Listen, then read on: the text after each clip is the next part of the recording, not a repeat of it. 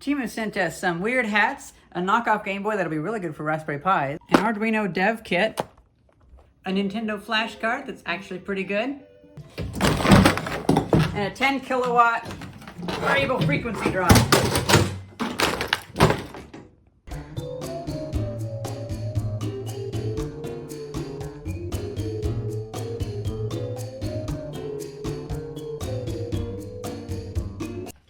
So guys, Teemu contacted me and offered me $140 worth of stuff. At first I wrote it off because I don't like buying cheap things, but then I realized they actually sell some things on their website that aren't cheap. And a few of them ended up being a really good deal. So I was like, sure, send over this stuff. And I sent over a long list. I kind of took advantage of the situation, you could say. Surprisingly enough, everything came as advertised. I was actually delighted because I was thinking they would be like Wish.com. I was looking at it and I realized, you know what? This could be fun. I shouldn't just say no, because this could be like whenever I was a kid and I was wanting to get stuff off of Oriental Trading, a place where you can buy 1,000 jack-o'-lanterns or something like that. So, the only stipulation that they have is that I show you how to use the code in the search bar, and I put a link and name for and price tag for each item that I show. Okay, this is going to be like Antiques Roadshow. And then they also want me to let you know that you can download the Teemu app or use the code DKW2885, rolls off the tongue, to get a $100 coupon, which seems like they really want to move customers over their sites. Yeah, that's pretty much it. I got $140 of free stuff. Hope you enjoy this spread. We got our radio frequency stuff. We got Arduino pack. We got cables. We got compasses and compasses for drawing. Video game stuff, power pack, and hats to wear, silly hats to wear while we're playing video games. I was just filling up the money at that point. We have a witch's hat. We have a friend that's actually making a video game, and we told them that if they send us the video game, we'll play it on a live stream and we'll wear silly hats. So this is going to be used. Oh, this feels so weird. I guess it's a wizard's hat. But then also, you know, we've been playing East on the game quite a bit, and on the NES. And I can wear this while we're going through Zepic Village or whatever. Oh, does the visor go down?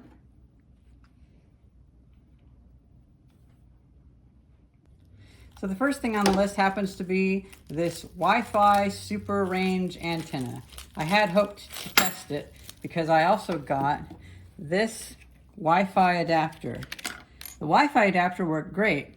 I didn't even think to check. It doesn't have the same coaxial connector. So I ripped it apart. It actually has a Realtek chip in it, so it's a perfectly viable Wi-Fi adapter. It works great. Mostly needs Windows 10 though. And you know, I had to open it up just to make sure it didn't have anything sketchy inside, but it's just a bog standard Wi-Fi adapter. And I also noticed that this doesn't have a pin on the end. I don't know if that's needed or not, but I was going to go through and open this up and solder this to that, but then I realized we have so many Wi-Fi signals around here. I checked the signal and it's just so jam-packed. I imagine this would just be picking up so much noise, so I didn't really feel like messing with that. But yeah, we have, for future projects, you know, Teemu will probably get a second video out of this eventually when we do experiments with this. This will be better to use for my industrial tablets if they need to have Wi-Fi, and also for my iMac G4. And then this, it'd be fun to experiment to see if this actually does have 2.4 gigahertz, because maybe I have other things that use 2.4 gigahertz, such as this number pad, which said it was going to be wired. I got it off eBay. It didn't come as advertised. This stuff came as advertised. Maybe if I got this on Teemu, it would have been wired. But this is 2.4 gigahertz. Maybe I should hook this up so it actually still gets signal. You know, if I was actually thinking, I probably would actually have gotten one of that from, because I think I still had like $6 left. I didn't spend the whole $140. Darn. So then we have our cables and our battery bank. Now, this, I'm going to tell you, this is the best way to get HDMI cables where you don't have a penny going to the HDMI Foundation, because the HDMI Foundation is like some consortium run by the big media corporations, and every single HDMI plug sold goes, a little bit of money goes to them. And I don't like that. I like DisplayPort and things like that are a little more free. Well, if you buy something from a brand like this, you're not going to be getting ones that have a royalty on it. And I also got myself a little micro USB cable so we can charge. Well, we can do my PS4 controller, but we can charge the battery pack. Now this came with a cable as well.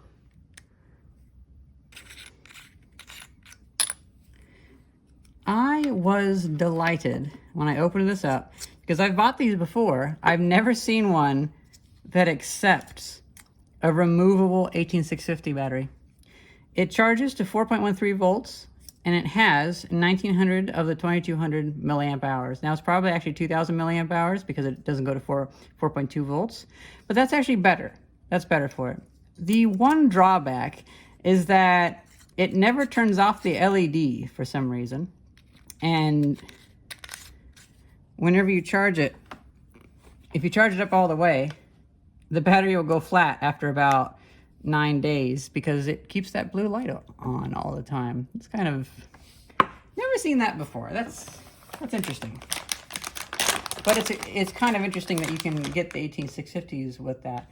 The other issue too is that if you put a fully charged 18650 in here, you cannot get power out of it. You have to jump the pack and then it stays on. So now it's at the end of its power, so it keeps going down to 3.2 volts and shutting off. But that's,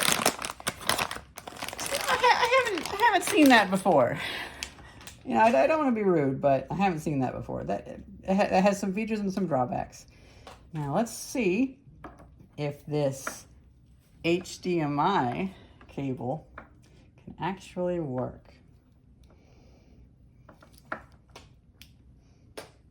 Theis, would you like to turn on your computer? Sure.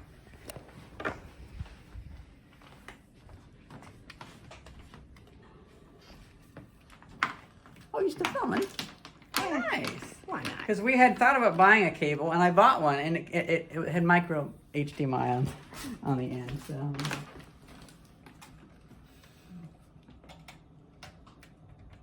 Oh, that's DisplayPort. Oh, that's DisplayPort 2. There we go. His name's Rambalak, I think? Yeah. Yeah, he does these YouTube videos. So now we can actually watch you play games on the couch. I won't have to be like crowing my neck or craning my neck, where the term is. Yeah. Trying to watch you from over here. You know, it's funny. Now I'm thinking of all the things that I could have gotten else. Like, oh, well, what if they sell SSDs or whatever?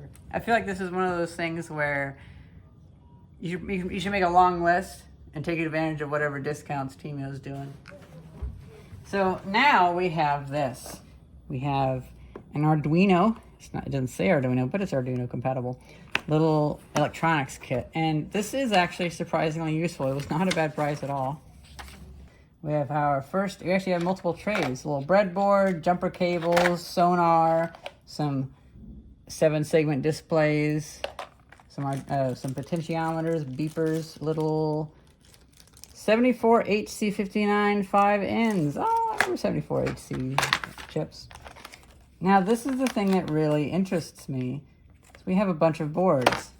So this is actually, you know, it's designed for kids, but this is actually pretty useful because I have a lot of random stuff I have to be doing. Like, for instance, last week I was prototyping a BMS for sodium-ion batteries. And eventually I realized I could actually hack a lithium iron phosphate battery. But this would be pretty useful if I actually want, oh, she's a socketed Atmel chip. It's an actual socketed Atmel chip. I'm a little bit surprised. It's probably an Uno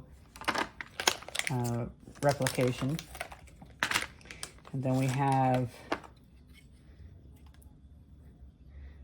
oh, that is so neat. You actually get, oh, it's removable too. So you get, what do they call these, hats or whatever? I can't remember. Arduino shield, something like that.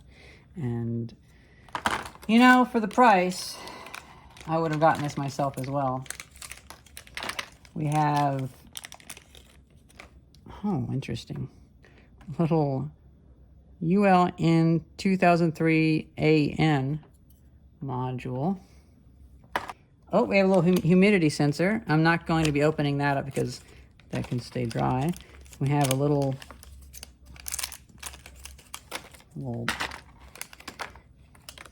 sound module. Oh no, it's a microphone. It's a microphone. This actually interests me a lot because all these little jelly bean parts, water sensor, it wasn't that bad of a cost either. So we have, looks like an infrared sensor. I actually wanted this for this one because I can use that for something. Oh, we have another analog stick. I have one of these, but I left it in Illinois. I got this exact same thing at a Radio Shack. It was one of the last things I ever bought at a Radio Shack. But yeah, we have an analog stick, so I can control stuff with that. This was kind of interesting. We have a little power board. It's just basically the power supply from a small single board computer. And you run it probably with, 7 to 10 volts. Okay, so I could actually run it with that. And you get 3.3 volts, 5 volts, all sorts of stuff. And, you know, a lot of the times I find myself buying pieces individually, but just getting this helped out a lot. So in our bedroom, I actually have this old cabinet we rescued, and it's full of Arduino hardware. And, you know, I keep buying the individual things I need, but I never have what I don't need already. So now it's nice, like if I actually need a sonar sensor or something, I don't have to go and wait for it to come. I should have gotten one of those kits before, but oh well. So I spent about a half hour programming this, and I had wanted to have the water sensor so I could put it in my mouth and it would turn on the fan, but the fan takes too much current. I don't need to use the motor controller for that.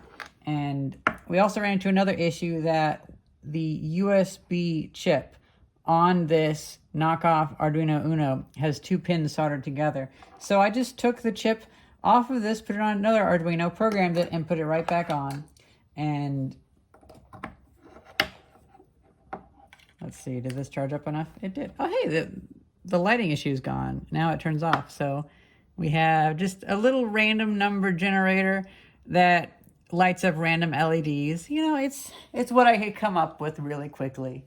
And it's just a good example of, like, you can do really quick stuff. And I kind of like that. This is kind of cool. This is helpful for me because I happen to already have so much Arduino stuff as it is, and I use it for all sorts of little things here and there. It's a nice little thing for my toolkit. And I believe that the price was a little bit cheaper than if I would have gotten this somewhere else. Definitely cheaper than if I would have bought official Arduino stuff. That's for certain. So in a way, all this stuff kind of works together. Now the last thing before we get on to the video games are these compasses of several different types. This, you can tell I was really just getting whatever I could. Let's see, this one, does it point north? Oh, it actually is pointing north. I've had so many compasses that didn't work. So many of them. It might be an Illinois thing, like maybe there's a lot of geomagnetic stuff there, but yeah, this is pointing north. That's actually pointing pretty well north. It was actually a bit of a thing when I was a kid that I would get compasses and they wouldn't work. So I just gave up on them Kind of almost thought they didn't work at all. Okay, let's see. Does this open up? Oh, it does. These are so cheap. Are they pointing north the same way?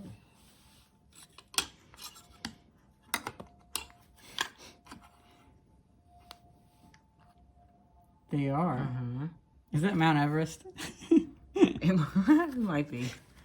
And then we have this other compass of a different type, which I plan to use with a bigger one that I have for drafting, for my drafting table.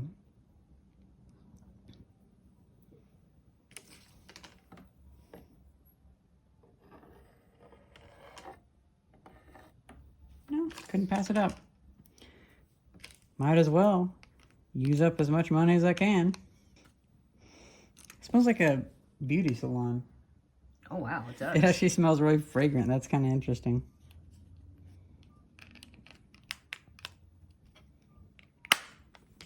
Now, onto the video games.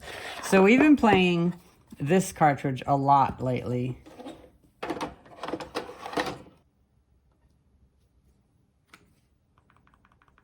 And it works surprisingly well, too. A lot of my cartridges don't stick into the... they don't make full contact very much.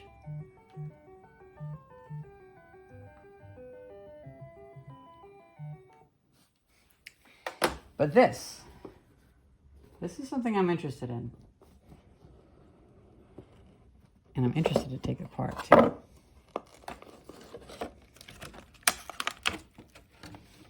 Oh, wait, it has video out? No. It has video, or is that audio? No, it's video. Okay. So we have the power button. Wow, these, I don't even know what these names mean.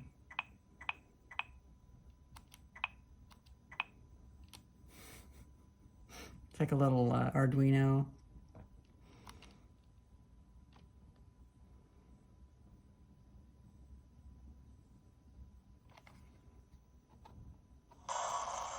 Oh, it's so low frame rate. What? Oh, there's actually no cover on it. It's just... no.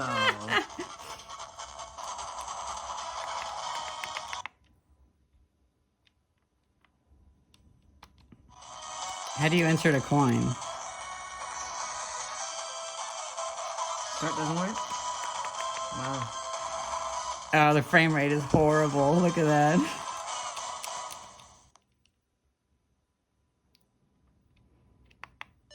Oh, there we go.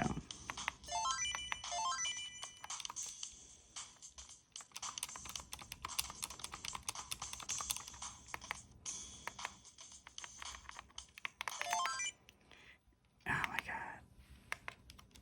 Well, we're gonna rip this apart. Go, just go. I have no idea what this game even is. The LCD has such a weird angle.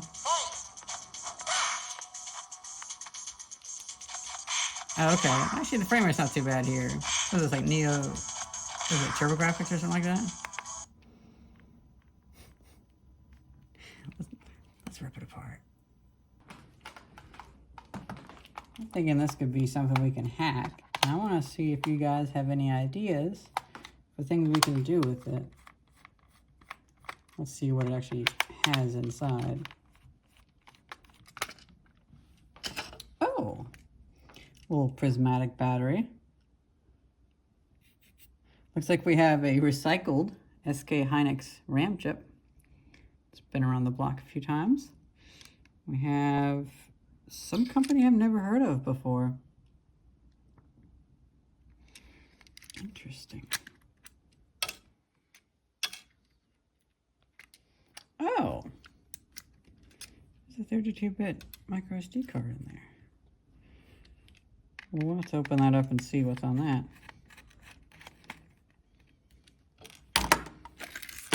Ooh. Ooh. Oh, that is so light. Feel that. That is such a teeny light display. That is amazing. I'm particularly interested in these controls. These sticks have different weights to them, though. This one's super tough and this one's super light. That is weird.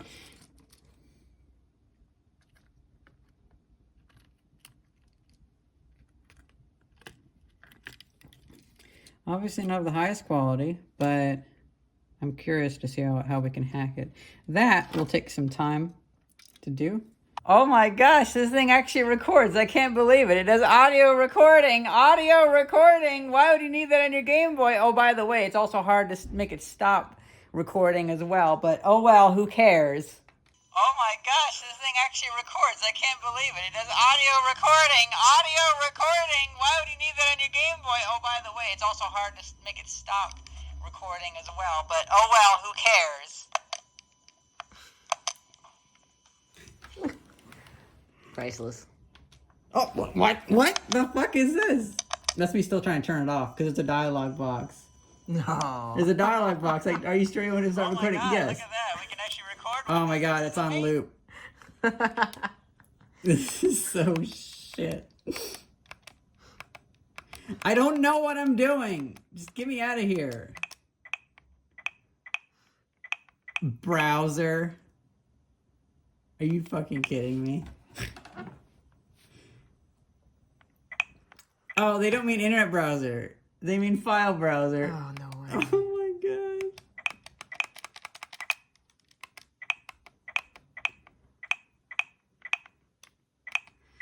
Oh my gosh. Oh, and by the way, this has horrible color grading left to right on your eyes. It'll give you a headache because it's meant to be viewed like this on a phone.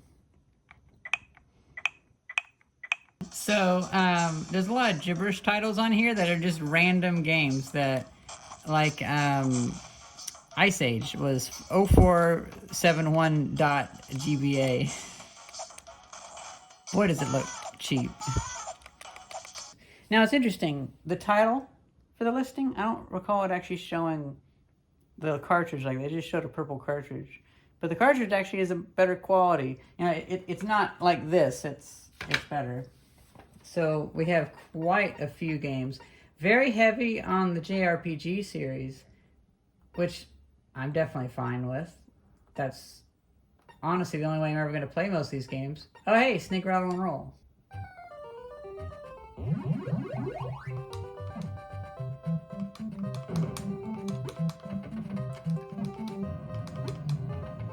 I'm pretty good at Snake Rattle and Roll. I mean, we have the cartridge, but I still died at the 5th level.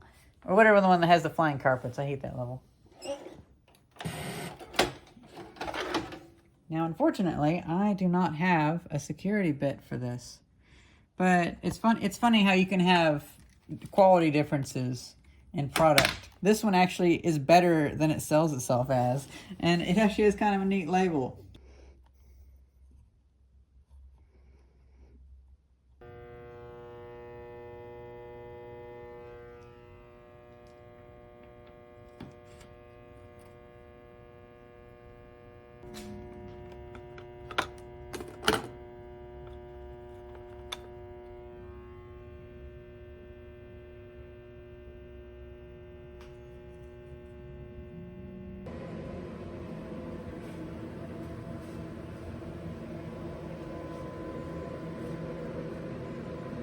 Not too bad.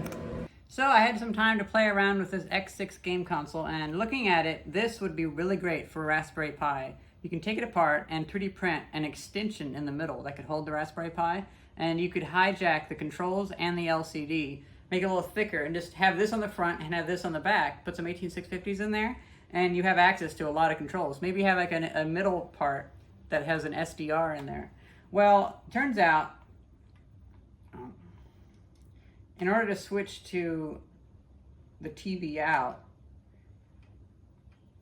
you have to go into the settings. And the games are a little bit nonsensical. They also have movies on here. It comes with Ice Age. I'm sure that's legal to have Ice Age, just, you know. Yeah, totally. Set this off. Let's look at Doom. You know, this is a good example. All these games are properly named. Doom, we know what that is. Doom, it's a great game.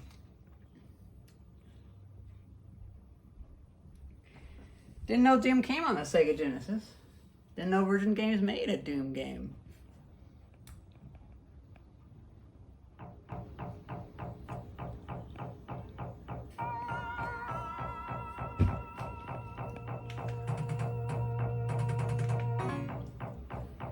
I don't think this is Doom.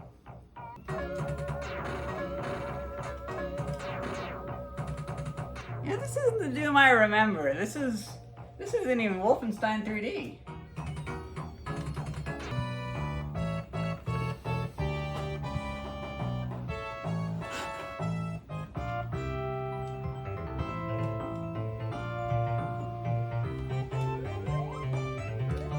Pokemon, we know what that is on the Sega Genesis. That's like Mario on the Xbox. Crazy Drummer. Turn it up. We gotta turn this. Oh, wait. Oh, here we go. Okay. Dangerous. 3, 2, 1,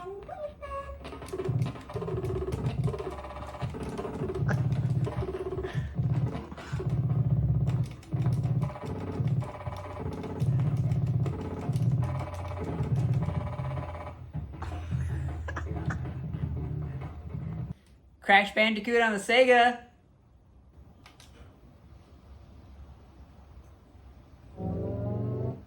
Was Crash Bandicoot on the Sega? No.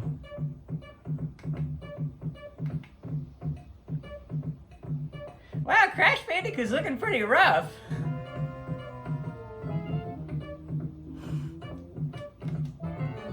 I'm thinking this isn't Crash Bandicoot.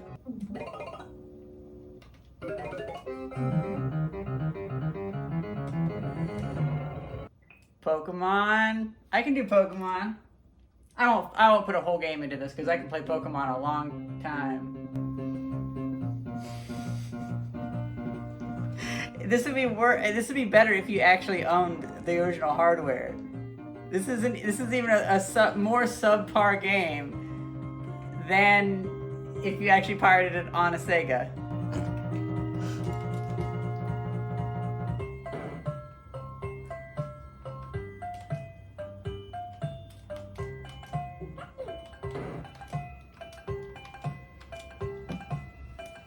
There's like a lockout. For the first 5 seconds of the game, you can't jump.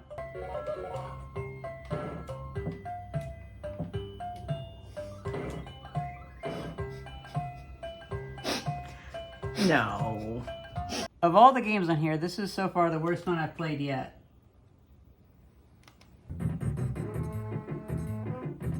This is one of those games where just people walking around are bad for you. I don't get it. This is the stupidest gameplay I've ever seen.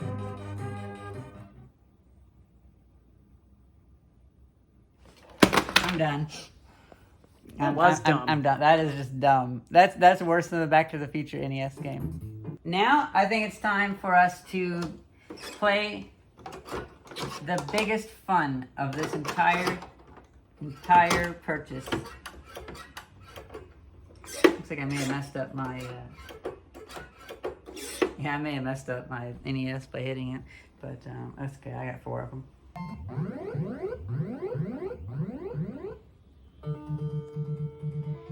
So, this isn't something I can really film. I'm not much of a streamer, and I kind of feel like playing this game more, so I guess we'll call it there. And thank you very much for watching, and I hope you guys enjoyed this video and this funny stuff they sent us, and thank you very much for watching. See you.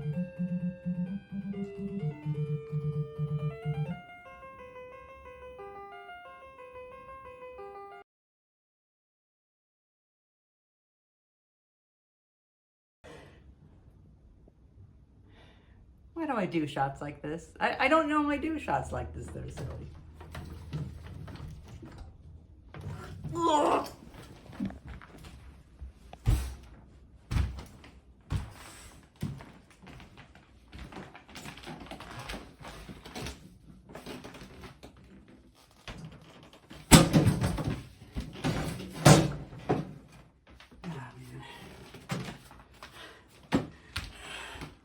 good.